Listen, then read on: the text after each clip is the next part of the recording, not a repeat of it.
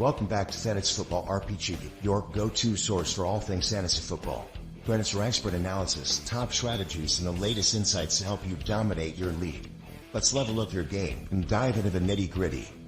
Without further ado, let's get the action.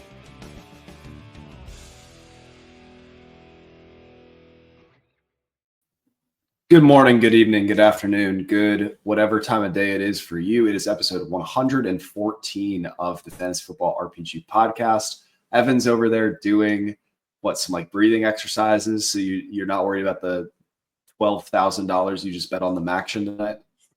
Hey, I'm just getting in my Zen mode over here. Just ready to rock another episode with you, Mike. Dude, it's gonna be fun tonight. We're doing our vibes-based film session, so we have a couple of all 22 clips that we pulled together for three, call them hot button wide receivers in the 2025 NFL draft. So today we are going over Trey Harris, Xavier Restrepo, and Evan Stewart. I'm excited to talk about each of these guys. Me too, Mike. Really, really excited to dive into the film with you. Everybody here is going to see plenty of film, plenty of talk about these wide receivers going forward in the NFL draft process, whether it's this year, next year. Who knows? Maybe it'll be next year. Evan Stewart, we'll see. We'll talk about that a little bit more coming up.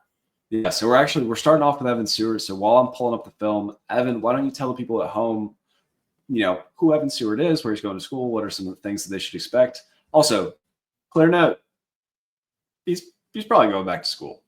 But if he doesn't, we'll talk about him just in case. Yeah, so Evan Stewart, currently at Oregon, wide receiver 2, maybe wide receiver 3 in the offense. They kind of flip-flop the wide receiver 2, 3, use them interchangeably. Measurables, we're talking 175 pounds, probably soaking wet, 6 foot.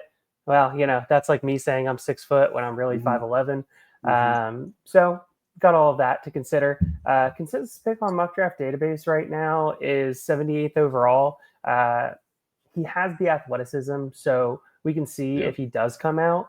But he started his true freshman season, was a 5-star recruit, which is absolutely huge. You love to see those 5-star recruits, and you love to see early playing time. September 4th, 2003 is his birthday, just in case you wanted to know that, fun little fact. September baby over there. Started at Texas A&M, played 1.5, call it, seasons, because he kind of gave up. You saw that happen at the end of the A&M season last year. Then he transferred to Oregon, playing with Dylan Gabriel as his quarterback. Dylan Gabriel is just a point guard distributing the football there. There are multiple other wide receivers that are very good in that offense, maybe from a college standpoint, but athletically, we're talking about a very gifted prospect who used to be a high school track star as well. We're talking elite speed, elite acceleration to be able to get through any kind of coverage. If you give him a free release, if you put him in motion to be able to get him outside, good body control. We've seen some really good catches from him. You're looking at a PFF grade of 91.9 on the drop scale right now for Oregon. So that's telling you his hands have significantly improved. He's worked on his hands. There's been notes of that throughout camp this past season. So that's really important. PFF actually doesn't have him logged with a single drop this season. So take that. How does he have a 91 then? If he hasn't dropped any, he should have 100. It's not quite how the grading scale over there works, unfortunately. So keep that in mind. Throughout his college career, we're talking somebody who has been in the mid 600s for the most part in his yards on the season, going 53 receptions his freshman season, true freshman, coming into the league there, and college as the league. What else do you want to say? Yards per route run, Mike. Definitely something that is a little bit lower than most of the analytic freaks want to see. We're seeing a average over his college career of 1.88. Right now at Oregon, he's 1.82. But his ADOT is relatively impressive with a 12.8. ADOT, which definitely appreciate. It means that he's getting the ball pushing downfield. That is what we really want to see. Yeah. No, I really appreciate the note on the drop. I think his hands are incredibly smooth. And we have a couple of clips in here. For the viewers at home, Evan has not seen all of these clips. I pieced them all together and then threw them. So you're going to get live reactions from Evan. You're going to get second or third watch throughs from me. But so this is Oregon versus Ohio State. Let's just watch some film and talk some ball. So down 7, not ideal. You love to see the way that they are giving him a free release, and it's into a screen. It's not that exciting of a play, but it just shows how Oregon's offense sometimes, like, it's not the sexiest thing, so it's hard to take a lot away. How is Evan Stewart after the catch per the numbers? Yeah, per the numbers, yards after the catch per reception for Oregon, it's the highest in his college career, and we're looking at 3.3 yards after the catch per reception. It's going to pale in comparison to another receiver that we're going to talk about a little bit later on. Like I said, it is the best of his career, and Oregon does a great job as a college offense being able to stretch a defense. They keep the defense wide. They keep the corners and the DBs outside the numbers as much as possible. Really appreciate getting the ball out, using the passing game to distribute the ball outside the numbers on those little screen plays like we just saw, to basically be an extension of their run game. Helps to keep the defense honest. Yeah. All right. Next up. Come on, computer. I believe in you. There we go. And I don't know about you. I really like Evan Stewart's release. So that's not something like there's going to be a number that backs it up. But I think when Stewart is on, which we'll have a conversation about that later, his release package is pretty nice. Like, he's able to give a good jab inside. He's able to give solid head fakes to either side. He's able to, like, mix his feet up. He almost does like a basketball crossover at times. So he is capable of beating press. Whether or not he chooses to do it every time is another story. How do you feel about that? The lack of motor is a question mark. Where's the dog? You know, we love seeing the dog when we're looking at film. And there's times where you see like a little chihuahua starting to bark a little bit, and you're like, oh, okay, there's some dog in there. And then there's other times that you're just like, there's a bone here, but nobody to be found. Yeah, not ideal. Speaking of, well, no, this isn't the dog. This is just the hands. Like, he is about to get his head taken off. I'm going to rewind that one so we can just watch it again. Like, running a post, you got the corner on the backside dropping back to the middle third. They were trying to disguise cover 3. Dude, he takes a big one. We already talked about his drop percentage. Let's just keep it rolling. Again, the release package, it's nice. It's nasty. At the top of his route, you want to see him kind of sink his hips a little bit more, maybe give the defender a little bit of a hip check. Instead, he kind of lets him ride with him along the outside. Like, did you see a lot of him struggling to separate on some of those in-breaking routes, or how did you see it? Yeah, when he doesn't use the quickness right off the line to be able to keep the DB on the outside, I think he's able to separate once again when he wants to. That is going to continuously be a thing when you watch film that you will continuously see. When he wants to turn on the jets, he'll turn on the jets. When he's just lackadaisical, just kind of jogging out there, that kind of looks like a full sprint to most college football players. It's just one of those things where, can you really teach drive in a kid? Not really, which is really tough and really gives me question marks going to the NFL, where they're not going to baby you. They're not going to force you to have your own drive. You have to have your own drive at the NFL level to be successful. Listen, you're talking to somebody that loved Jermaine Burton, so I understand how it can be a problem. Moving on. I mean, you love to see him sink the hips just enough, and the burst to get around that corner. Like, this is an Ohio State corner. He's probably going to end up in the NFL at some time. And there's the dog. Like, there it is for just a little bit. Why is that not there all the time? Also, just how fast he just eats up that cushion.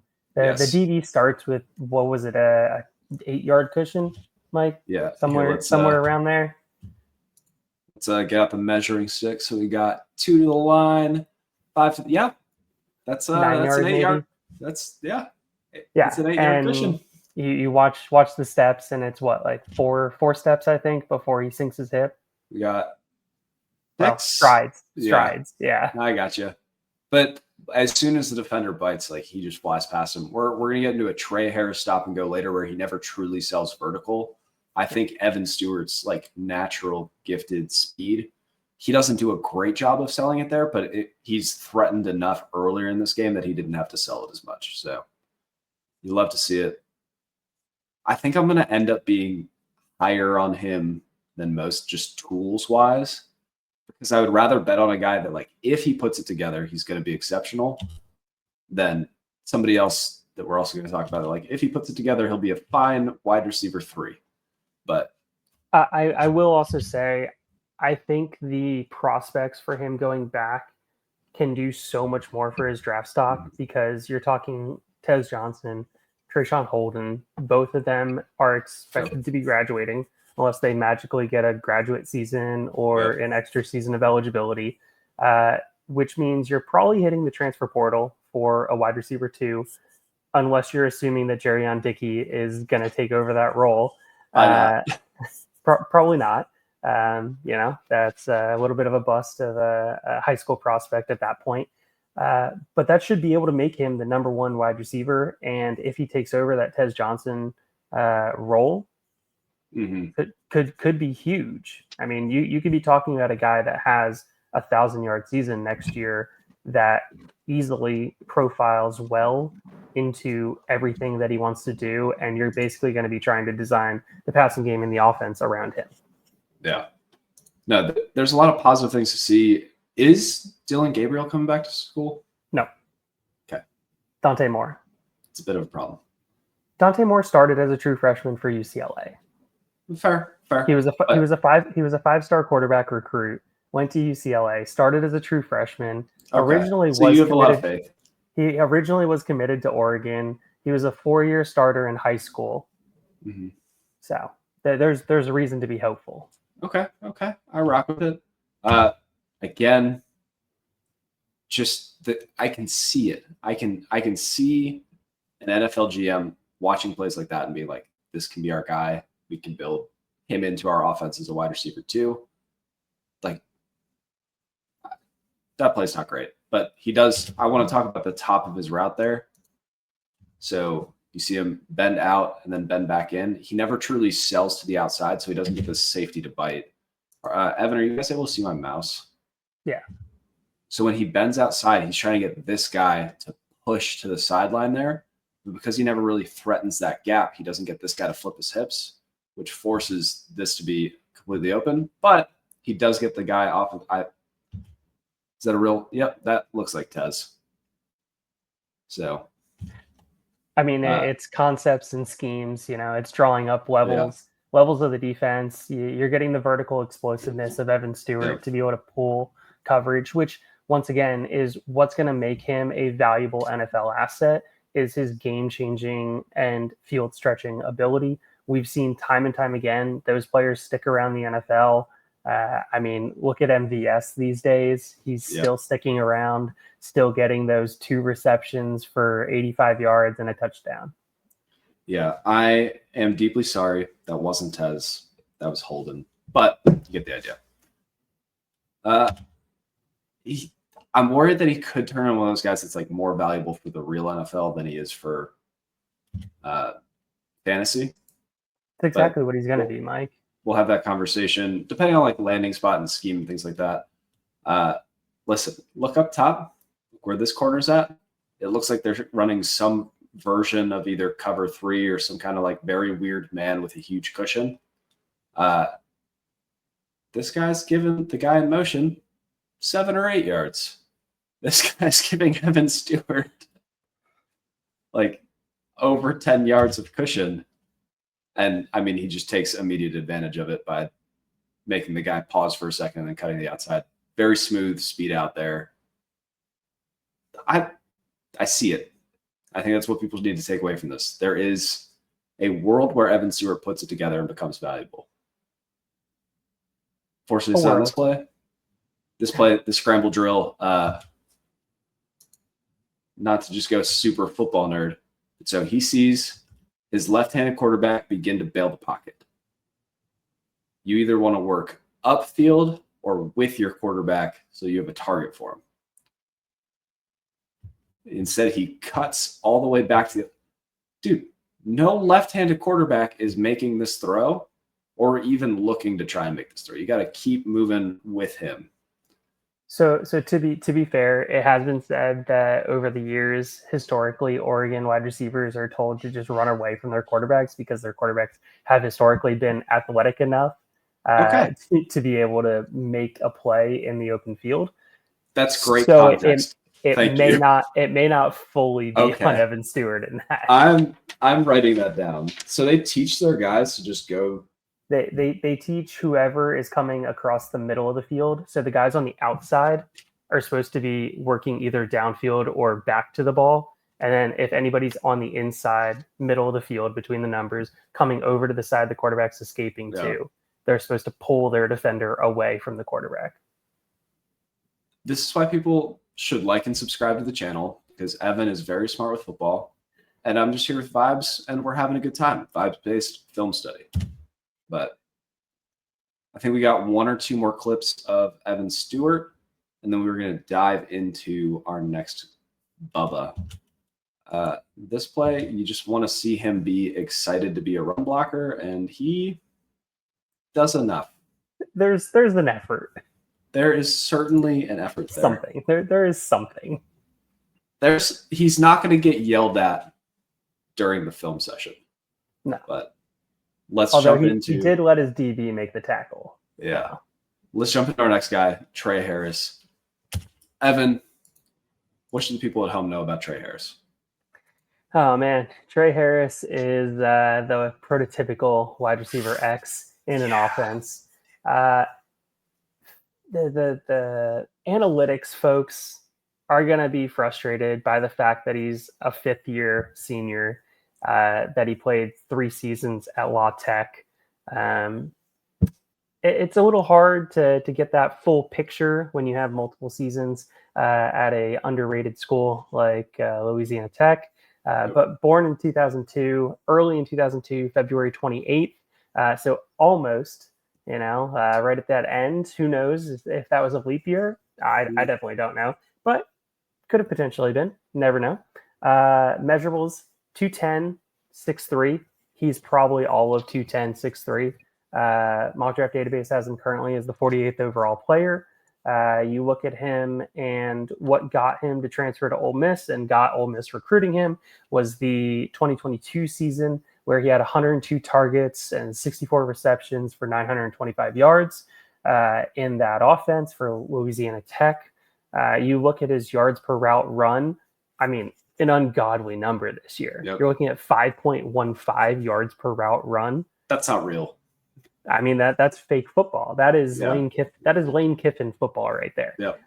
His yak per reception this season, 7.7. Yak per reception last season, 6.7. Once again, ungodly numbers. I mean, Evan Stewart was in the 3s. Like, we need to put this in context. Evan Stewart is projected to be a day 2 pick in the NFL. We're very excited about him and his prospects.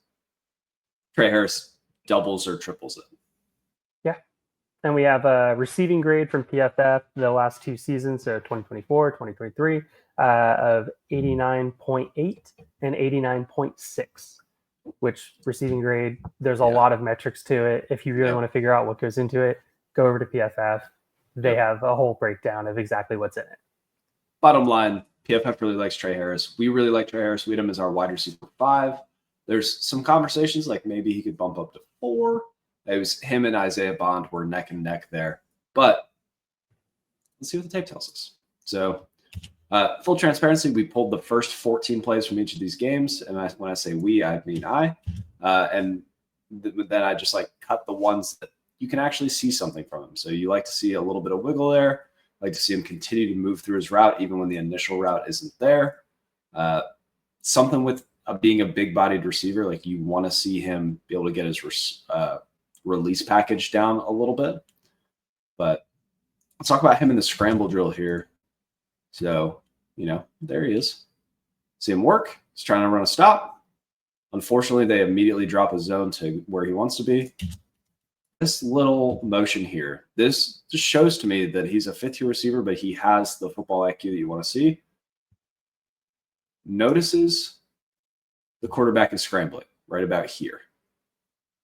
And then decides to try to get the defender, so he's pushing back upfield as if he's running a whole new route, and then thinks that Jackson Dart's running. So I really like him as a big-body receiver in the scramble drill. I really like him as a big-body receiver in some jump ball situations. I like him.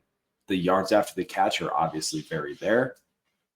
Evan, what do you like about Trey Harris? Oh man, there's a lot to like about Trey Harris. We're talking a guy that just kind of plucks the ball out of the air. Really appreciate that. Strong hands. For his size, for whatever reason, typically, and we know whatever reason it is, it's because wide receivers in college that are big and strong get away without being great route runners. They're able to shrug the corners off in coverage, and they're able to get away with that because they're smaller, leaner corners at the college level. But he's actually a pretty good route runner. I was surprised looking at that. Obviously, there is refinement because the Ole Miss system only asks you to run so many routes. So it's pretty easy to get good at running routes when you're only asked to run a handful of them. Prototypical, doesn't. Okay, Mike, have you watched him get absolutely just jammed at the line? Yes, the release package is not there yet. Sometimes it is.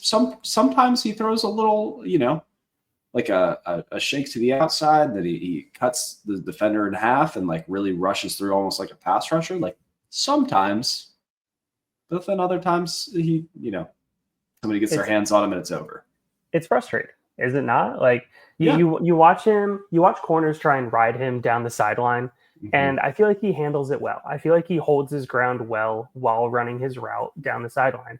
But I just don't feel like coming off of the line when you see him, he just gets jammed. The hand jab from a corner just absolutely throws him off his route, throws off the timing. Yeah. Not ideal. We're going to see some routes in here. I think look at that. That's some good route running, baby. But like we were talking about, his yards after reception are bonkers. And this is part of the reason. Like they run this very silly, you just bounces stand off there. One, bounces off two, gets tackled by the third. We'll take it. Working his way through traffic, it wasn't pretty, but he happened to just luck into the exact right spot. So I don't know if you're going to be able to see it coming from this end zone angle, but like gets knocked off of his route there. If Jackson Dart wasn't already out of rhythm, like the play was jacked up. But luckily, he just found the right spot.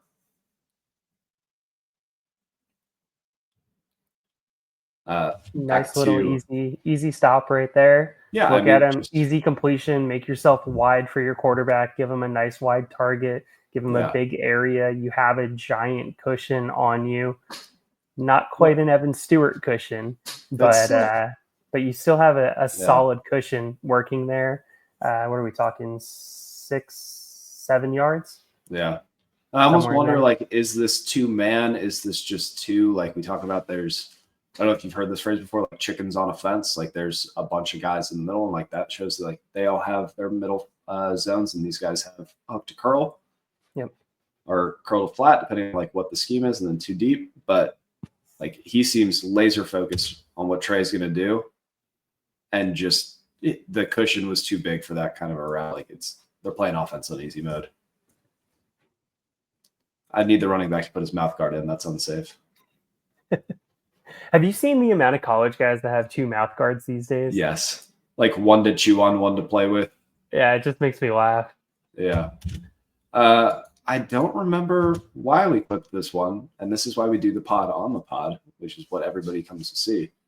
But yeah, okay. He just never really threatens the defender. You can see that it's almost like a slow jog slow jog by his standards, but just never really threatened the vertical, never really threatens inside the corner, is able to just ride him the whole way. And then the second the corner flips the hips, the play's already over because Jackson Dart's having to scramble. Yep. Yep. You want to see him threaten a little better, which he doesn't do, which we'll talk about a little bit later too. Well, it also very much plays into the fact that he is not an elite athlete. Yes. Look, I get it. Everybody that makes it to the NFL is considered an elite athlete by most standards. Yes, he is elite compared to you and me. But for NFL standards, he is not going to be an elite athlete. He is not going to be somebody that tests incredibly well. You're probably not going to see him have a RAS score in the north of 8.5. Yeah, I think I would say probably 7 range. Yeah. Yeah. But you remember when you talked about like defenders kind of get their hands on him and it throws the whole route off? That jab right here, like this motion, you can see Dart trying to throw with anticipation. He sees the safety is kind of like trying to figure out things here. He's like, oh, Trey's going to be open. And he leads him to where Trey is in practice when they're running on air. That little jab like slows him down enough. Dart probably still overthrew it a little bit, but like maybe he could have made an effort on the ball if he's able to fight through contact a little bit better. Not ideal. Yeah, and for somebody that doesn't have he has good enough acceleration, but somebody that can't get back up to speed right away. Yeah. This play, it makes me happy because they're running almost like a wing tee, for funsies. But just the amount of time he's just like taking little shots. He's not fighting through it well. He doesn't look engaged in the play. It's going to the other side. It wasn't ever going to go to him, but just some things to see. This is the play. This is the one that just makes me sad. No Dude, bite whatsoever. What are you selling here? Like, he is not selling water to a dude in the desert right now. Just what is that? Let me make you think that I'm running a little curl here, and gonna sit down right in front of you. Oh, man. Only to have you not bite, and then me be like, well, I guess I should finish my route and keep going up field. Gotta go. And then also like the separation skills at the catch point. He's not like a George Pickens. He's not Justin Jefferson. He's not one of those guys that's going to climb the ladder every time. So just not ideal. Evan, any other thoughts on Trey Harris before we get into our next guy? We saw multiple Washington wide receivers go, and we saw Jalen Polk go rather early in the second, Mike. Mm-hmm. There's a lot of things that he brings to the table as a good but not great in very many categories, which kind of reminds me of how you describe Jalen Polk, good but not great in very many categories. I need a trump card. I need something that I'm like, this player is going on the field for this reason to do these things. And right now, like, I like a lot of Trey Harris. I think that he is a smart player. And I think the thing that you put him on the field for, his like quote unquote trump card, is his run after the catch. Like, he's big, he's strong, he fights through contact. I'm going to make the meme again where it's this year's Deebo Samuel. And it's going to be either Trey Harris or Luther Burden. We're going to be like, that's this year's Deebo Samuel. And it's not going to work. Cool. Well, Evan, we got one more player to get through tonight. One more. Mike, I'm loving my time with you, man. What are we doing? Well, we can still hang out. We can watch some more ball. Evan, we're going to talk about Xavier Restrepo today, whatever time people are watching this. I realized that I never switched it, but look, it says Xavier Restrepo now. Isn't that nice? I made that so pretty for you. But tell the viewers at home about Xavier Restrepo. Xavier Restrepo, he is a program man. He is the hard-nosed, stick your face in there. The guy that just looks like that football player that's just gritty, been around the block. All right, we're talking 180, 190, probably 5'2", somewhere in there. I think he's listed at 198. He's not going to be 198 when he measures in. 5'10" is what he's listed at. Wouldn't surprise me if he comes in a little bit smaller than that as well. Nope. Consensus pick right now on mock draft database as 66. Seems a little high, personally, for somebody that is a better NFL player than they will be prospect for fantasy as well. You look at what he did last year. That's what got everybody hot and bothered. When you say that you have a Miami team that has questionable quarterback play last season, and he had 119 targets, 85 receptions, 1102 yards, 13 yards per reception, an ADOT last year of 9.3, which was one of the lowest of his career outside of his true freshman season, which he saw 2 targets in. He's been in the Miami program his entire time in college, has continuously improved, has looked better and better each season.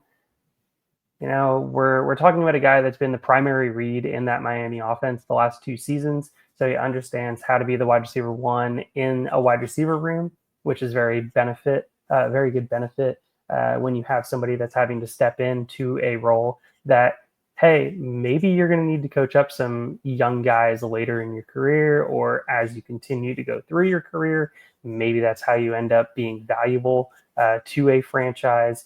Tough, gritty football player, good instincts, good, not great, short area quickness, plus agility. He's not a raw explosive player, though, which is going to be an issue when he starts going through the testing process. People are going to look from a fantasy standpoint at the numbers when he gets to the combine, and they're just going to say, okay, why? Like, why do you want me to take this guy? Which is kind of frustrating, but primarily a slot receiver. We see many slot receivers get utilized in very creative ways. He's a willing run blocker, which is huge for any slot receiver. And he's able to take hits when he's going across the middle, and he willingly takes hits going across the middle. May I offer you, in a 4th-year breakout that lacks any elite traits and is severely undersized? Not severely undersized. Brother. He is undersized. What's he listed? 5'10", 178? No, he's listed at 5'10", 198. No way he is one. I think he's going to be closer to 178. He's probably high 180s is probably where he comes in at. I would, if I were a betting market, I'd set the line at 184.5. But let's watch the tape. Let's see. I need you to convince me, because we did our way too early wide receiver rankings, and I was just checking out some stats, checking out some leaderboard stuff. I watched a couple of games of him, and I was like, I get it, but also, like, what are you doing for me? Like, what is your role at the next level? I think his role is like a wide receiver 3 that comes in as the wide receiver 2 in like clear run situations. Like, maybe he's an inline guy that you like give him a couple of things. Like, not for me as it stands now, but you know, maybe he'll change my mind. We got plenty of time. But shout out to Ciroc Ultra Premium Vodka.